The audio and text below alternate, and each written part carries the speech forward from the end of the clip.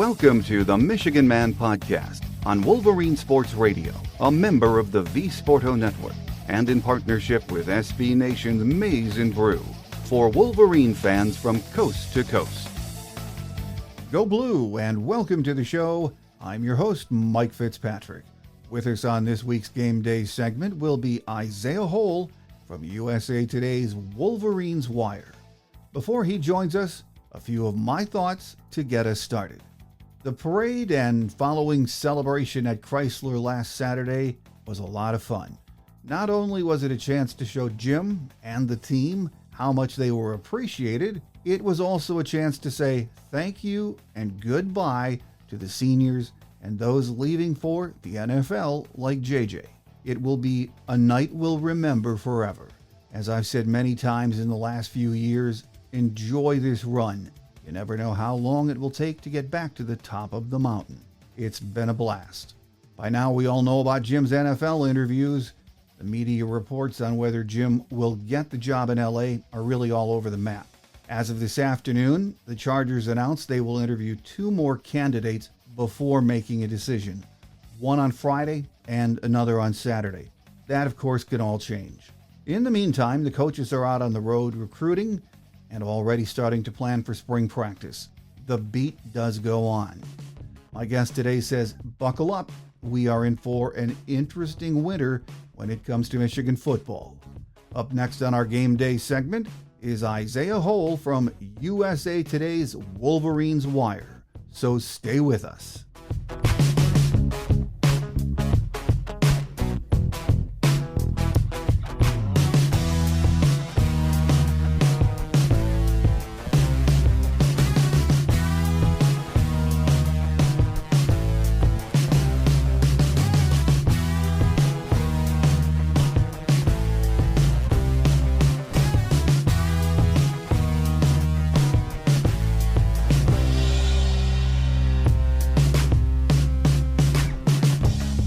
Here with us on our Game Day segment of the show this week is Isaiah Hole from Wolverines Wire. Welcome back. It's great to have you with us, Isaiah. Of course. Pleasure to be back. It's been a ride since the last time I was on, so lots happened, obviously. Oh, yes. It's been a whirlwind, especially since Michigan captured the national championship. So much going on. Let's start with the parade, followed by that event at Chrysler last Saturday. It really was a glorious celebration and a day a lot of fans have waited a long, long time for. Absolutely. And, I didn't go to the parade. I live like an hour away, and it was just the logistics of getting down there in time and with the weather and everything like that. But I made it to Chrysler, and I mean, it's as loud as I think you'll ever hear Chrysler, aside from when they, at the basketball game against Ohio State, when they were having a cheerometer and put Jim Harbaugh up on the screen. That's probably equally as loud. But I think it feels surreal. I see a lot of people have the same feeling that I seem to. I still saw even as of yesterday on Twitter, kind of a general, it still hasn't hit me that Michigan won the national championship type feeling, right? Right. And after the game, I was on the sidelines, of course. I said to another photographer who covers Michigan, leans Michigan, all that. I just said in a very like George Clooney-esque monotone voice of Michigan just won the national championship, and they were just like, "Yep," it. I don't think it registered, and I still don't think it fully registers to a lot of people, right? Because certainly there's been a lot hanging over this program in general. I don't think it's fair personally, based off of everything that I know. But, I think that's part of it, not many people are giving Michigan its due for having done what it did. Mm-hmm. There's certainly a segment of people out there that still say that Georgia was the best team in the country, but they weren't in the playoffs, of course. So it's not like Michigan beat, the team everyone thought, was going to be there. But it beat an Alabama team that was being hyped up as being certainly, it's equal, until Michigan beat them, and then suddenly it's equal anymore. Funny how that works. Mm-hmm. But I think in large part it's because, like I just mentioned, Alabama. I think that was the emotional release, right? I think once Michigan beat Alabama, it was kind of like not necessarily a foregone conclusion that Michigan was going to win the national championship, but that was the tougher, that was the tougher game, obviously, both in score, in branding, and all of that, right? And that was the hurdle to get over. And I think once Michigan got over that hurdle, everyone just kind of looked at Washington and said, "Oh, okay, I understand on paper this is the number one defense, this is the number one offense." But I think it was just like, well, this is Michigan's time. Both teams felt like teams of destiny, but Michigan in its third year of going to the college football playoff, everything it endured over the course of the season, it was just going to be too much for Washington to overcome. Just like, Michigan didn't have Jim Harbaugh for 6 games, including the 3 hardest games of the season. It's like the callus had been built. So I think that because of that, there wasn't the same type of relief as it maybe would have been if Michigan beat Alabama and then had to go beat Georgia, that type of thing. Yeah. If the playing field was just even in terms of not having all the adversity Michigan had faced, if it was just like this was last year and instead of TCU they had to face Alabama and that for the rights to play Georgia, I think that would have been a different thing because everyone would have felt the rungs of the ladder moving up, and then just the, oh my gosh, we actually did it type of thing, instead of just an exhale of finally, there it is. But you have that mixed with mostly fans, because Charlie Baker came out and said, well, I was on my flight home, hey, it's a fair and square win. You've got, Paul Feinbaum saying he couldn't be more wrong about anything in his life than he was Jim Harbaugh. All the media people are looking at it and saying fair and square. I think that there's, when you look at Michigan State and Ohio State fans are crying about it so much, unwilling to come to, grips with reality, the whole asterisk vacated, all that kind of stuff. Yeah. I wonder how much that maybe plays a little bit of a factor in the lack of realization to some degree, because this isn't like as widely celebrated as say like LSU 2019, or Georgia each of the last 2 years, where, usually you see the national champion win, and even if they lose everything, they lose their entire defense like Georgia did coming off of 2021, lose the rest of their team after 2022. They still get the benefit of the doubt that they're going to be that team, right? And Michigan's not getting that. So I think you mix all these things together, the Jim Harbaugh flirting with the NFL again, and all of that, and it just kind of feels like, okay, Michigan won the national championship, now what? Instead of just being like, okay, Michigan won the national championship. Well, you're right. It is going to take time to sink in, I think, for a lot of fans, for a lot of reasons. And I think, hey, everyone is enjoying the moment. Last Saturday at the celebration, and everyone knew there was going to be more news coming. There were going to be changes. We didn't have to wait long. The next day, J.J. McCarthy announced he was declaring for the draft. I don't think that surprised anyone at all, did it, Isaiah? No, I mean, I will say, I mean, there's a degree to which I was surprised when I heard on Saturday night that was going to be the case, just because JJ's always seemed like a, kind of, I've been saying this all year, someone that was going to be like, I want that team captain role. I want to stay for another year just because it's, I only get so many of these years. But what I was told that his mindset was we reached the mountaintop. There's nothing more I can really give at this point. Anything else that happens down the road, barring a full repeat of what just happened, is going to be a disappointment. So I might as well go out on top, which is the right, I think it's the right choice for him to go pro. I know a lot of people are really torn on where he is. I think NFL scouts are going to salivate over him, to be honest, as much as, and Michigan fans are aware of that. It's kind of the people outside of the ecosphere here that don't necessarily look at him as being an elite talent. They just, I don't really know what they see. I think they just see Michigan's offense and say, if he was so good, then why wasn't he asked to do more? Not recognizing that that's just not what the offense was. But yeah, it's not surprising in terms of, I stick by Dan Mullen when he was the coach at Florida going into the Peach Bowl. I remember listening in on one of the teleconferences that they had, and he was asked about his, at what point does he advise someone to stay or go? And he said, if someone is going to be selected, or projected the first 3 rounds of the NFL draft, then I say it's time for you to go. And if they aren't, then if they're looking at a day 3 type grade, then they should come back for another year. And JJ is certainly, I'm sure, looking at a first two days, right? Mm-hmm. If not the first round, then certainly the second or the third. And so, yeah, I think that's the right move. That's kind of the rubric I've used for years as to how I evaluate when a guy should go. And I think that's pretty spot on. So yeah, I think that it is certainly time.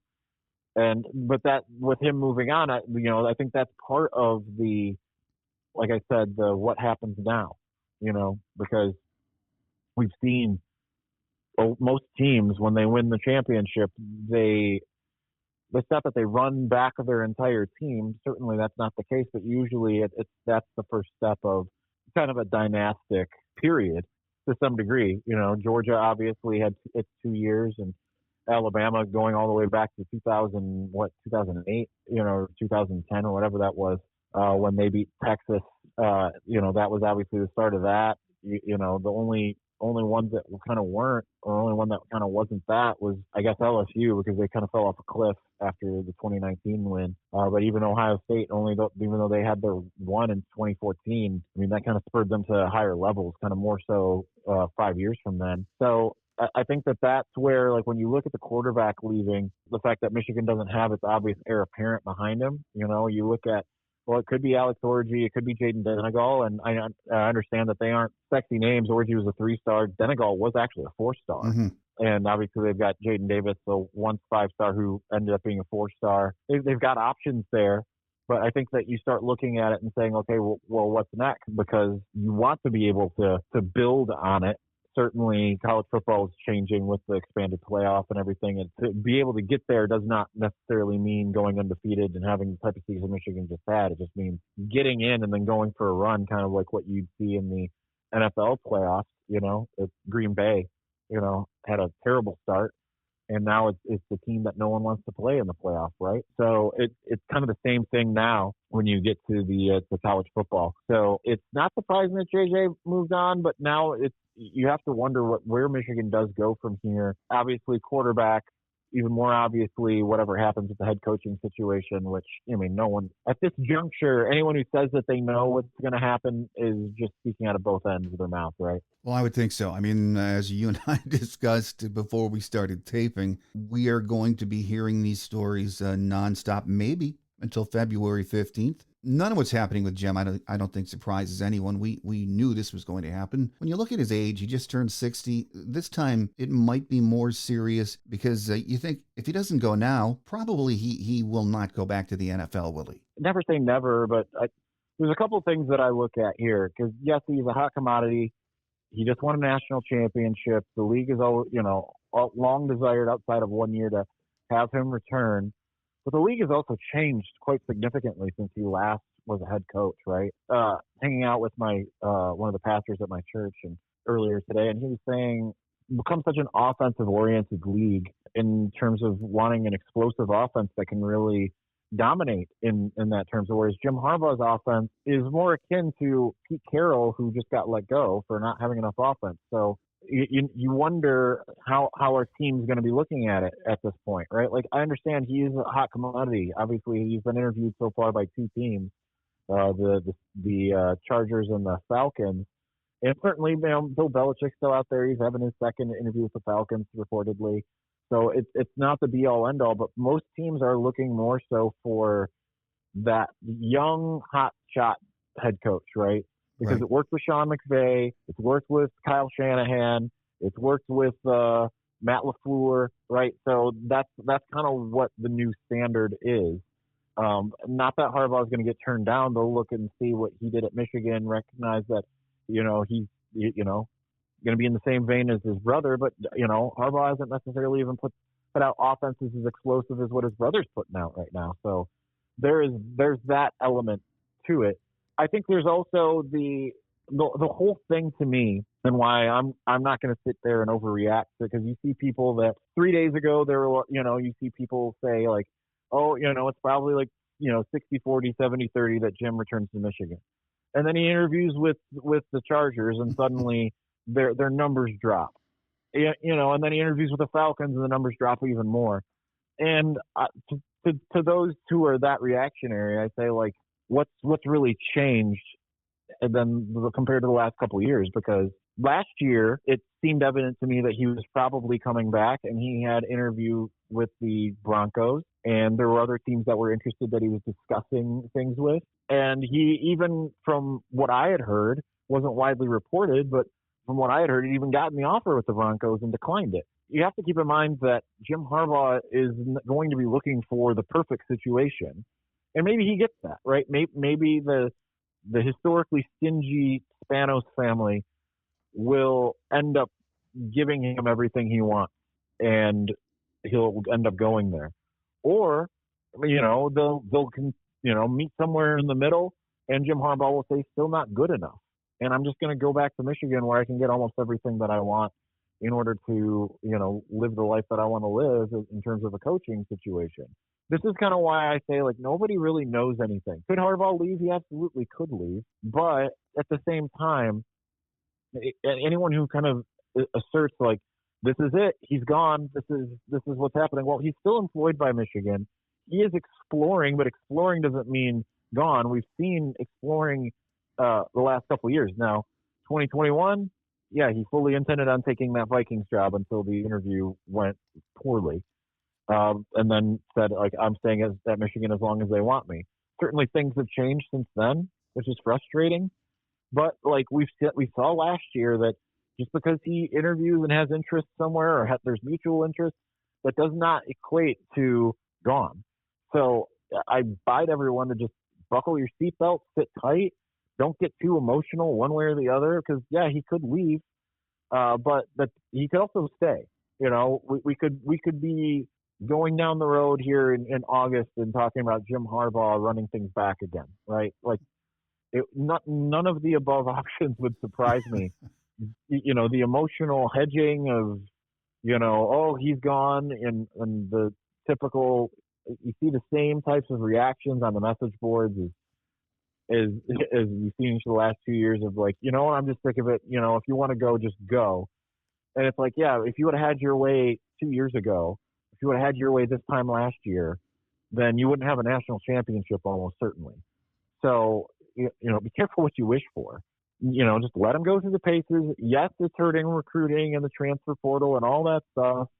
And that's the more frustrating part, is because there certainly could be other, people in the portal in particular. I know the portal's closed at the moment, but, there's people in the portal who could be really looking a lot more deeply at Michigan. There's recruits that could be looking a lot more deeply at Michigan that perhaps aren't right now because of the uncertainty. And it's not allowed Michigan to really capitalize off of what it just did. But at the same time, like, when you have a hotshot head coach like Jim Harbaugh, you're going to go through some of these things because he didn't go through what, like, Nick Saban went through, right, where he went to the NFL and failed, and then therefore there was no doubt that he was going to be coaching where he was coaching. When you have someone that's as good as Jim Harbaugh is, that can do more with less and all of that, yeah, other people are going to be interested, but you also have to recognize that just because the people are interested, it's like being Brad Pitt, right, back in the heyday. Just because certain, directors or women or whatever people were interested in, whatever, getting from him whatever they wanted to get, that didn't mean he was going to do your movie or end up in a relationship. It is a two-sided thing. Harbaugh has to also decide, I want whatever this is that someone else has given me or offering me more than what I already have. And right now there's no indication that is in fact what's going to happen. Well, this week there has been a lot of talk about Jim's contract. It sounds like the money piece is agreed upon. The wording is what we're hearing is something that needs to be worked around. I don't think anyone's even sure what that means. And there are so many different stories out there with their takes from, national writers. But from your perspective, what exactly is it you think Jim wants in the way of wording from the university. Well, I think the biggest piece is obviously the loyalty aspect when it comes to the NCAA stuff. Now, here's where it gets tricky is because obviously he also wants, according to the report from a couple days ago, the ability to continue to go through this until the NFL cycle has concluded. That loyalty coming from one side but not the other, which is a little frustrating, of course. I mean, he's earned that right. Don't get me wrong, but that is frustrating of the kind of, I want loyalty from Michigan, but also I want to have a wandering eye a little bit, at least for now. When it comes to everything, like it sounds like he wants the guarantee that if the NCAA continues to be ridiculous, and make no mistake, that is what it is. It's not, I see a lot of rival people on Twitter trying to make it, only one thing can be true. Either they cheated and he wants protection from his own actions or not. He's already experienced what seems to be kind of unprecedented punishment. I know one was self-imposed, but keep in mind that was trying to keep the NCAA off its back because the NCAA wanted to come down harder and still apparently does as far as Burgergate's concerned. And then you had the Big Ten suspending him and all of that for something that they haven't even seen through. I've been pretty closely connected to the whole Connor Stallion saga, and I can tell you with a great deal of certainty, I mean, I'd put my house up on this, that Harbaugh did not know what Connor was doing. And certainly that doesn't necessarily remove him from punishment because the NCAA has the right of saying, well, you oversaw the program and therefore you're culpable for that. So he just wants protection that when it comes to these things, that if the NCAA is like, you know what, we're going to come down hard on you, that Michigan can't be like, okay, well, fired. He wants the protection from that and the loyalty of that he feels like he deserves, and I frankly think he does deserve. I don't think there's anything wrong with that. I do think that there needs to be a little bit of a middle ground, because what if the NCAA decides, like Michigan signs him to a 6-year contract or 5-year, whatever it was, and the NCAA says, 4 years show cause. Michigan's just out, $100 million. I think that there needs to be some kind of give and take there to some degree, because while Harbaugh does deserve what he would have coming to him in a positive light, the university wouldn't deserve, the football program wouldn't deserve what would happen if the NCAA decides it's going to go the unprecedented route and really come down on Harbaugh for things that aren't really provable or have not been proven, all that kind of stuff, especially considering the landscape of what's happening in college football when you've got, guys showing up to Texas and Ole Miss and Lamborghinis and stuff like that, right? Yeah. So I understand both sides here. I think Michigan needs to be a little less rigid and probably, cave a little bit more into what he's really looking for. And I think ask the question if there's even a possibility of, can we wrap this thing up? What will it take for us to wrap this thing up right now and keep you from talking to any more NFL teams? That's the question that needs to be asked. I'm sure it has been. But and I think this is where Ward Manuel gets a little too much. He's dumped upon way too much, right? Mm-hmm.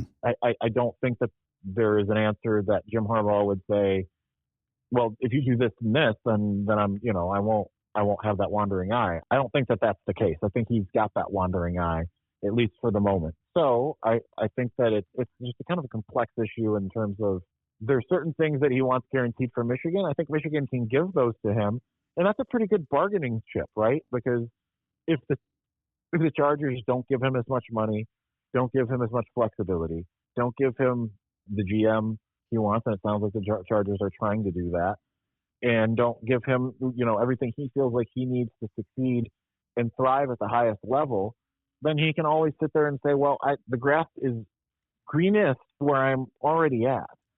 So I think it's incumbent upon Michigan to make that the case. And I think that Michigan's getting dumped upon a little too much for not necessarily getting there when we don't know where Michigan necessarily is. And some of Harbaugh's wants are relatively unprecedented outside of like Kansas with Bill Self. So that's a hard place to go when you're a place like Michigan that has generally been relatively conservative as far as these things are concerned. So it's very complex.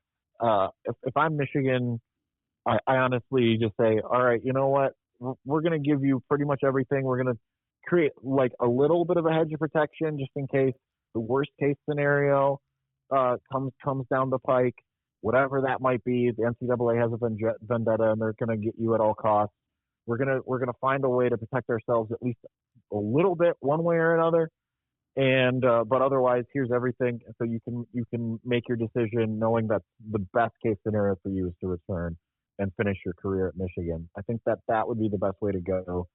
And I'm not sure that they're not doing that, to be honest. Well, it is very complex, as you said, and it's going to play itself out here in the coming days and weeks. But let's say if Jim does go, is there any doubt in your mind when he does that, or if he does that, that Sharon Moore will not be named head coach? It will be Sharon Moore. I mean, it's been obvious. That's why it's absurd to see this kind of like Brian Kelly push, which we know that is coming from Brian Kelly, right? Like he wants that. It's returning to the state of Michigan, especially now. It's like Michigan just won a national championship, and he's like, oh, it is possible. And hey, look, I know it started before Michigan won the championship, but I think he recognized that it was within the cards. You know, because he left Notre Dame because he thought that he couldn't win a championship there. Michigan proved that certainly wasn't the case and whatever. But no, it's not going to be Brian Kelly. He's not, like I joked to my pastor earlier, like Brian Kelly would be arrested the moment he stepped foot in Ann Arbor. And it will be Sharon Moore. I mean, which makes sense. I mean, he's been around for 5 years. Generally, I mean, not always, obviously. We just saw Alabama not have a head coach in waiting, but a lot of times you do see, programs like Michigan have the head coach in waiting.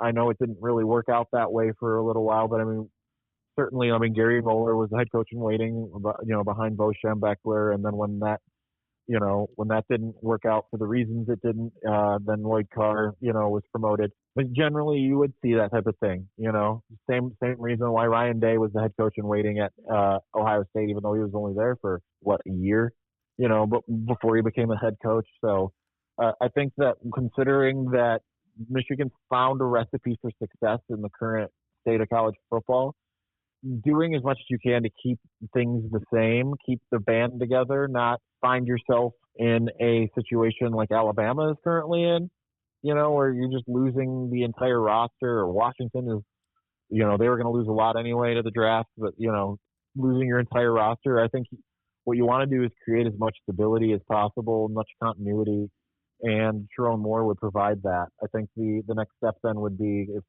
because you would expect Jesse Minter to leave if Jim Harbaugh leaves, who can be that next guy who can keep the defense running the same system and do it at a high level and dial things up similarly. That's the bigger concern to me ultimately, but I think that just the overall continuity of having a guy who knows exactly what it takes, who's beaten Ohio State, went on the road and adverse circumstances against Penn State. And I understand, like, he was only the game day head coach, but he knows what it looks like to have the in-week coaching and all of that, and just a guy who can replicate that. I mean, that's what Jim Harbaugh had at Stanford. It worked for a long time with David Shaw at Stanford until it didn't. So it's one of those things where to have that continuity, that certainly, I think, could play a big key in Michigan maintaining its success. Well, whoever the head coach is when the season starts will have plenty of talent to work with. But, we still have some needs, like all teams do. Maybe an experienced quarterback, I'm not sure. Coach Campbell knows more about his quarterback room than we do. Anyway, these kind of quarterbacks you can plug right in, don't grow on trees, so that would be interesting. But do you think it's a must look at maybe when the portal opens back up? Another quarterback, maybe some more offensive linemen? For sure with the quarterback, we've seen how subpar quarterback play can sink an otherwise really talented team. You look at 2017 and what the Michigan defense was in that year. I think that if they had better quarterback play, that team could have been a lot better. That's a depressing year to think back on, but I mean, the defense was otherworldly. That was before Don Brown really got figured out. No one really was able to do much against him. Really, it was the offense that put things in kind of a bad spot. I think Michigan's in a much better situation right now, even offensively. They lose a lot offensively, but I mean, even though they lost 6 offensive linemen, I still look at the offensive line and say, that should still be a really good situation, even with the players they have. I just put out an offensive depth chart yesterday, and or at least starting lineup, and I mean, ultimately, like, does it look quite as solid as what we just saw this last year? No, but there's no reason by the end of the year it can't be. Certainly, Michigan's going to have to figure things out quicker than that with Texas on the schedule in week 2. But, I looked at the offensive line and said, okay, Miles Hinton at left tackle, Giovanni Alhadi at left guard, Greg Crippen or Raheem Anderson at center, Josh Preeb, the Northwestern transfer, at left guard, and Andrew Gentry was my right tackle. I mean, on paper, that's still pretty great. It might not be as experienced, but neither was the 2021 offensive line, right? Like, it was not that experienced. But those are some big bodies who have been mostly in the system for a while, and that has the same recipe for success. Running back, you got Donovan Edwards coming back. Sounds like Khalil Mullings is coming back. Wide receiver is the place where it's a little bit less obvious because you've got two guys with experience, really, in Samaj Morgan and Tyler Morris, neither who really lit up the page when it came to stats. But, I mean, this would be a run-first offense once again, and considering you've got a couple running backs that theoretically could do it as long as the offensive line holds up.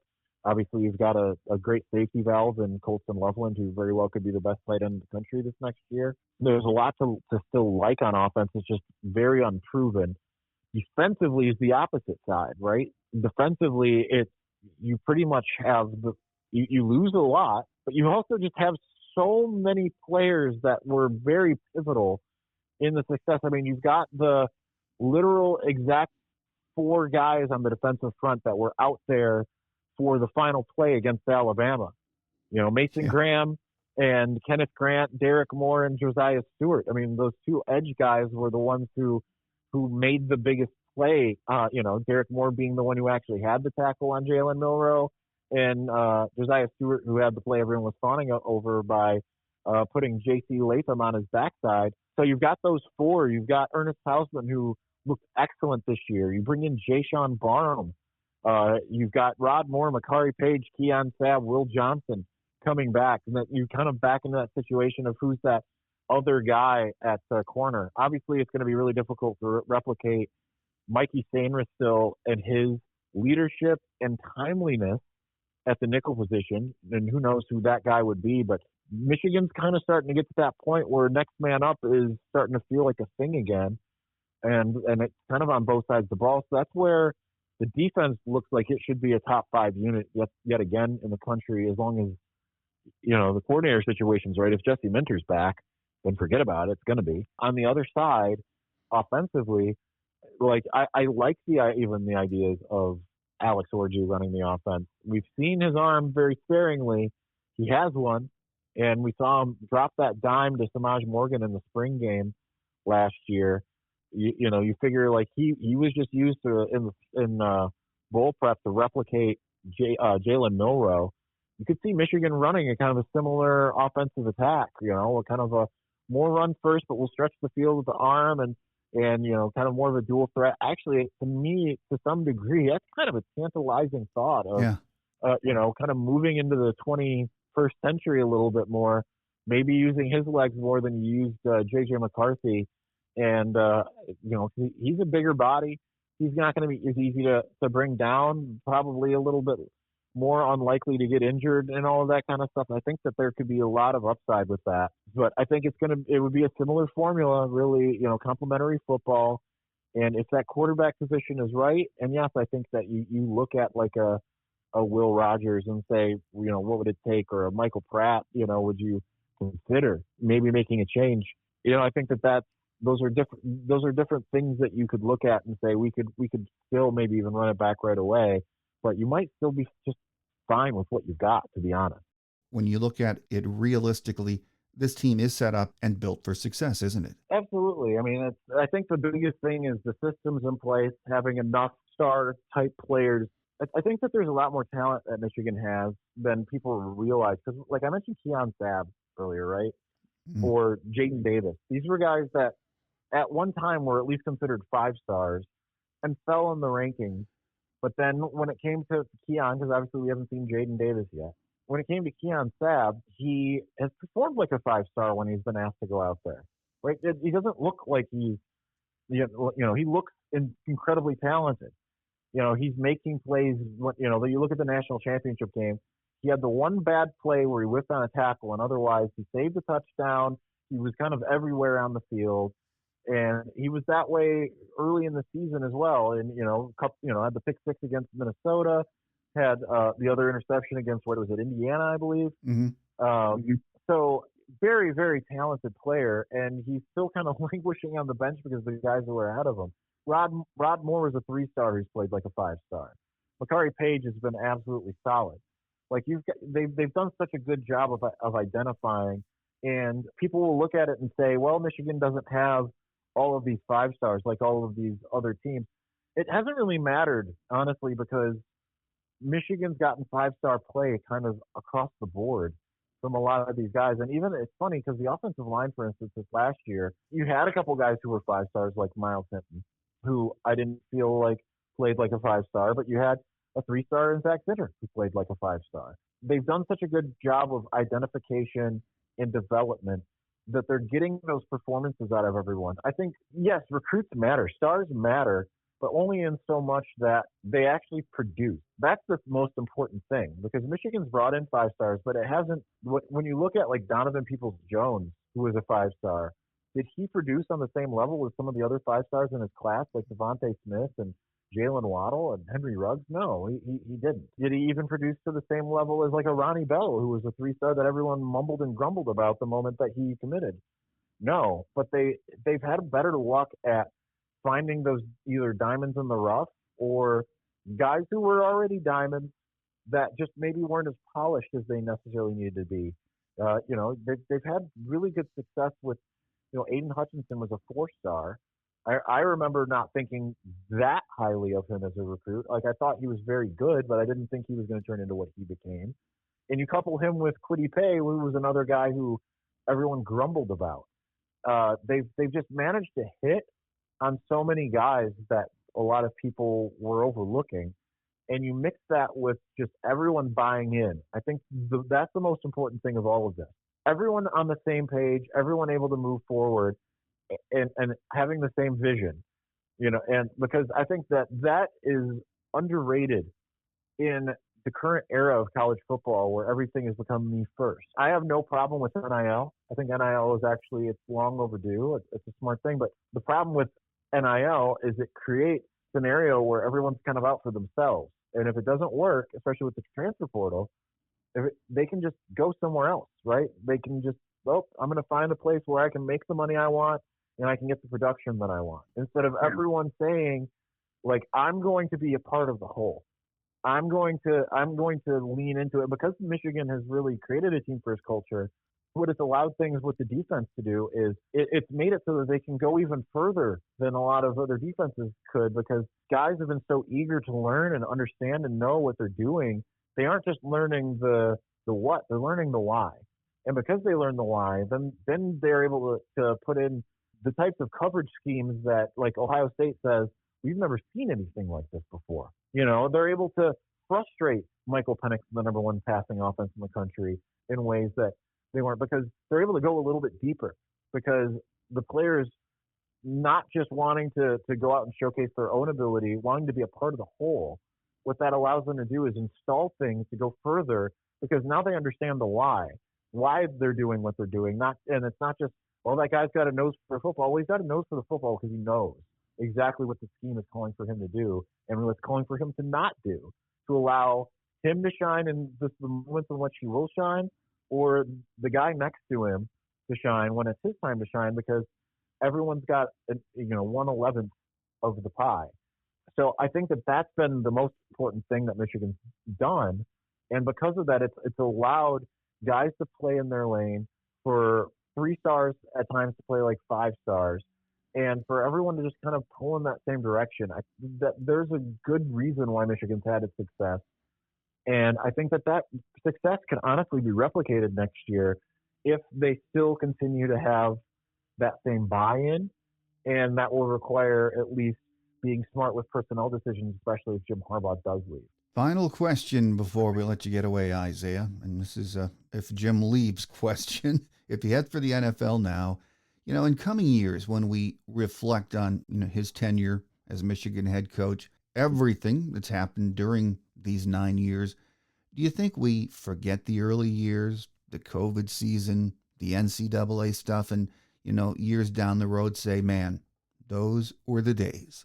It'll be interesting because one of my thoughts about all of this is if you would have told any Michigan fan in 2014, you'll get Jim Harbaugh, it'll take 9 years to reach the mountaintop, but they'll reach the mountaintop. There will be controversy, but there will be 3 straight college football playoffs, 3 straight wins against Ohio State. But it's gonna be a struggle to get here. You're gonna lose the first 5 against Ohio State, or 4, whatever it was. You're gonna lose those first 5, but then you'll win 3, and you'll get there. I think every single Michigan fan would take that, right? They'd understand how special it would be to be in that situation, right? To say like, okay, you're going to have to wait basically a decade, but you'll get to where you want to be. Mm-hmm. And then, and then you can have a coin flip whether he stays or goes at that point. Every single one would take it. I do think that it will be looked on very fondly, even if he leaves, obviously there's going to be a lot of consternation from a lot of people who are going to be very upset about that. But that'll change. They'll look back and say, wow, that's, smile because it happened, not cry because it ended. And they'll recognize how special that was, because I remember John Falk speaking at the Alumni Association of Greater Detroit, a luncheon that I was at back it must have been 2015. And he was talking about why Jim returned to Michigan is because he was tired of seeing it falter the way it was on the national stage. And it took a long time, obviously, to get it to the point where it was. He secured it to the point where Michigan was beating the teams that it was supposed to beat, but it was still losing to the ones that it was coin flip against. In the last 3 years, that changed.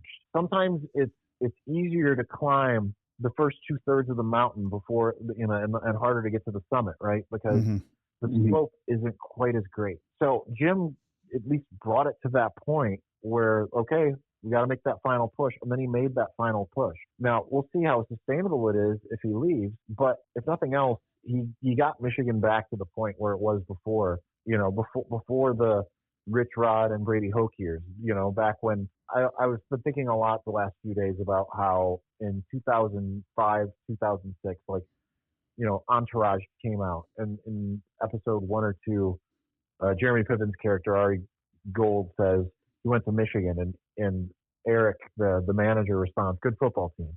And I think about I was in a cab in Las Vegas in 2006, going back to the airport. My mom tells the cab driver, unabated, there was no reason why she had to say this. She says, "Oh, my son goes to Michigan," and his first response was, "Good football team." No one was thinking that for a long time, and now, regardless of what rival fans will screech, that is now what people think when it comes to Michigan, right? Michigan is a team that can. It's no longer. It's a team that, who knows if they'll win or lose. You're not talking Michigan's back. Is Michigan back? You're not asking that question anymore. You're like Texas and USC still are, going to get those questions, intermittently. Now you look at Michigan and you say they can do it. Maybe it won't be an every year thing. Won't necessarily be a Georgia, Alabama, but they can win. They can win a championship. They can beat Ohio State. They can beat Penn State. They can do the things that any team in the country can do. And I think that was what Jim Harbaugh came back for. That is what John Falk talked about, was getting Michigan back to that spot where it was a perennial powerhouse. It was one of the teams that, when talked about at the beginning of the season, what teams could win a championship, which teams could win the Big Ten, Michigan's in that conversation, and it's back there again. And now the question is less of can Michigan do it? It's can Michigan do it again? And how many years can Michigan continue to do it? And with that in mind, mission accomplished. And I think fans will look back very fondly on that once they get over just kind of the flirtation or, potential departure or any of that stuff. And when they look back and we've been kind of hanging on a championship that happened 26 years ago for 26 years. Even if it's another 26 years until the next one, fans will always remember what happened this year and what it took to get here and the climb of 3 years the trilogy finally ending to the point where it's like, okay, the Death Star has been officially obliterated. There's celebrations on Coruscant, so I think that you worry about what the emergence of the First Order after that. Of course, I had to bring it all back to Star Wars at some point. But. With us today has been Isaiah Hole from Wolverines Wire, who does such a great job every day and with your podcast, Isaiah. And it's always a pleasure having you on the show. So we thank you for your time and your insight and look forward to another visit soon. All right, sounds good. Thank you as always, Mike.